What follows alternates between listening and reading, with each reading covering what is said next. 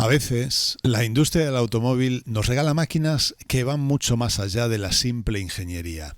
Hoy vamos a hablar de una de ellas. Hoy vamos a hablar del Alfa Romeo 147. A finales de los años 90, Alfa Romeo tenía un reto enorme: sustituir a los carismáticos pero veteranos 145 y 146. La respuesta llegó en el año 2000 con el tipo 937, que todos conocemos como el Alfa Romeo 147.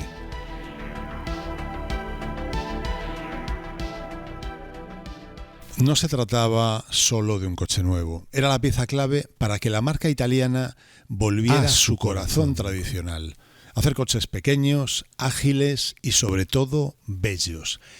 Y vaya si lo consiguieron, porque durante una década, hasta el año 2010, salieron de la planta de Pomigliano di Arco más de 650.000 unidades. Una cifra que nos dice que por una vez la pasión italiana y el éxito comercial se dieron la mano.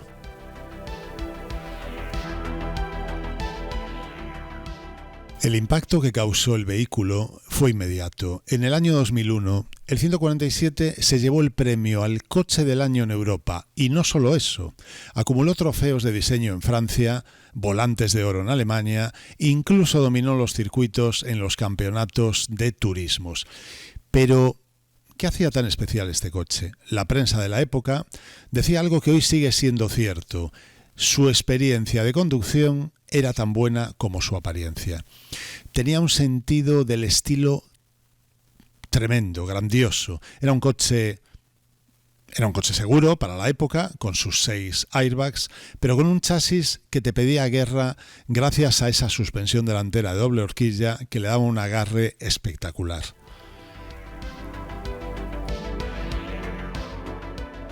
Si nos detenemos en su estética, el 147 es probablemente una de las últimas grandes obras maestras con curvas elegantes. Bajo la dirección de Walter de Silva y Wolfgang Egger, el Centro Style Alfa Romeo hizo algo brillante. Consiguieron fundir el pasado con el futuro.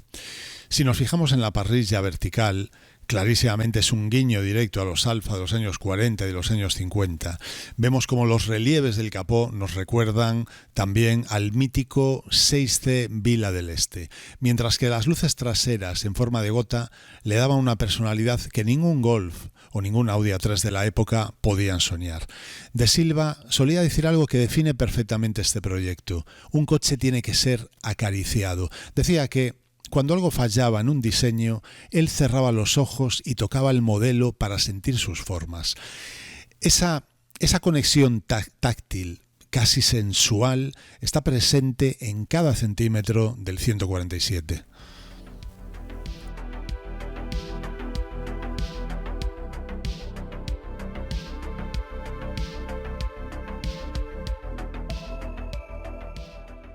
En el habitáculo, todo estaba pensado para el conductor. Esas 3 esferas circulares en el cuadro de instrumentos no eran solo relojes, eran una declaración de intenciones. Fue, además, un pionero. Fue el primer Alfa en ofrecer climatización bizona y tecnología de vanguardia como el sistema ConnectNav. Incluso podías montar un sistema de sonido Bose con 8 altavoces, porque si ibas a conducir un Alfa, la banda sonora tenía que estar a la altura. Detrás de sus líneas maestras hubo una batalla en los despachos que casi cambia la historia de este coche. Tenéis que imaginaros la escena: finales de los años 90. Los contables del grupo Fiat querían ahorrar costes a toda costa. Su idea era que el 147 utilizara la plataforma del Fiat Punto, mucho más barata, sí, pero también mucho más limitada. Aquí es donde aparece la figura de, cómo no, Paolo Cantarella, el CEO de Fiat en aquel entonces. Cantarella dio un golpe sobre la mesa y dijo que no. Insistió en que el 147 debía heredar la plataforma de su hermano mayor, el aclamado Alfa 156. Esta fue una decisión arriesgada y costosa, pero fue la que salvó el alma del coche. Gracias a eso, el 147 no fue un compacto del montón, heredó una dinámica de conducción que lo situaba en otra liga. Para adaptarlo, recortaron la distancia entre ejes unos 5 centímetros y aligeraron la suspensión. El objetivo de Roberto Testore, el director ejecutivo, era claro. Querían conquistar a un público joven que buscaba algo más que un simple medio de transporte. Querían que Alfa Romeo fuera, por fin, una alternativa real y con prestigio frente a los intocables Volkswagen Golf y Audi A3.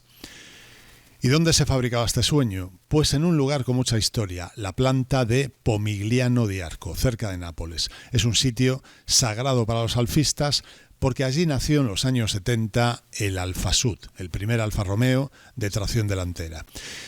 Producir el 147 allí era como cerrar un círculo, uniendo la tradición industrial con la nueva era de la marca.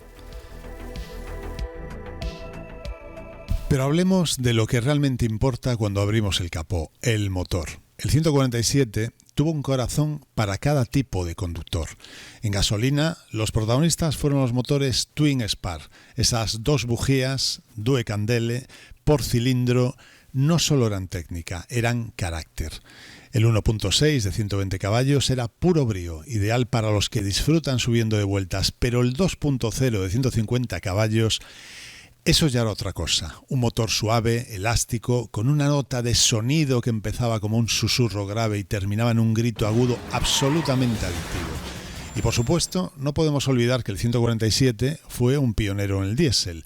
Estrenó la tecnología Multijet, con ese 1.9 JTD que se ganó fama de ser literalmente a prueba de balas. Un motor que hoy, 20 años después, sigue moviendo a muchísimas unidades con una fiabilidad asombrosa. Sin embargo, si hablamos de motores, hay un nombre que hace que a cualquier entusiasta se le erice la piel: Giuseppe Busso. El motor V6 del 3.2 litros del 147 GTA es sencillamente una pieza de arte mecánico, 250 caballos atmosféricos. No era solo potencia, era la música que salía de sus escapes. El GTA convirtió al 147 en uno de los hot hats más extremos y mágicos que se han fabricado jamás. Un coche con un corazón de carreras que te dejaba una sonrisa, por no decir otra cosa, en la cara cada vez que hundías el pie del acelerador.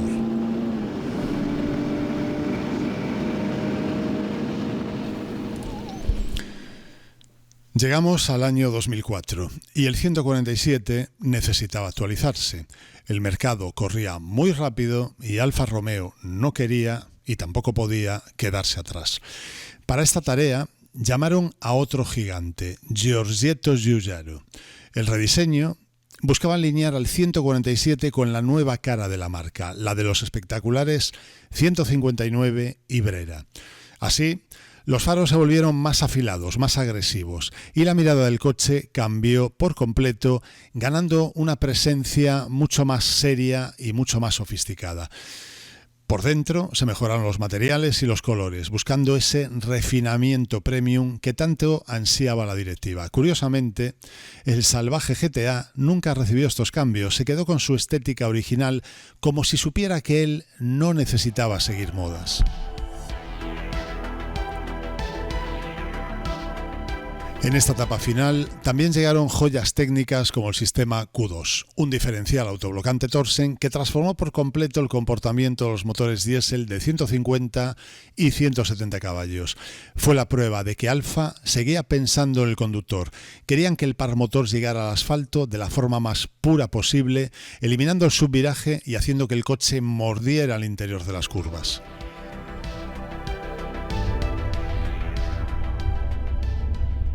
Ahora bien, ser dueño de un Alfa 147 siempre ha sido un dilema entre el corazón y la cabeza. Si hablas con los propietarios, la mayoría te dirá que sus motores son rocas.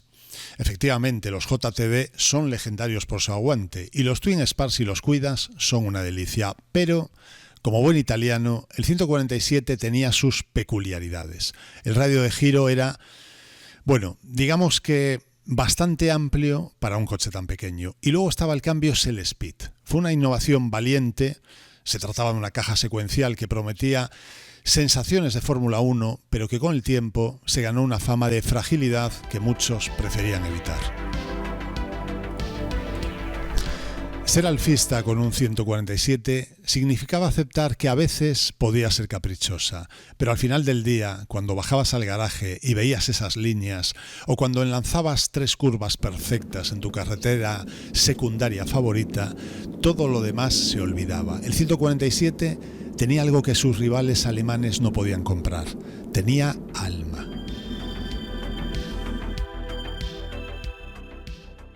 Hoy, el Alfa Romeo 147 es recordado como un punto de inflexión. Fue el coche que devolvió a Alfa su lugar, el que demostró que se podía ser pasional en un segmento tan racional como el de los compactos. Ver hoy un 147 bien cuidado por la calle sigue robando miradas, y es una pena que cada vez quede menos, porque este coche irradia una personalidad que parece haberse perdido en la industria actual. Fue una obra de arte, un laboratorio de sensaciones y, sobre todo, un corazón de carreras vestido de calle. El 147 no fue solo un coche más en la historia de Alfa Romeo, fue el coche que nos recordó por qué nos gustan tanto los automóviles, porque al final del día no se trata solo de ir del punto A al punto B, se trata de cómo te sientes mientras lo haces. Este coche tiene algo que la industria actual ha olvidado por completo y es cómo fabricar humanidad. El 147 no fue solo un coche, fue la última vez que un compacto nos habló al corazón.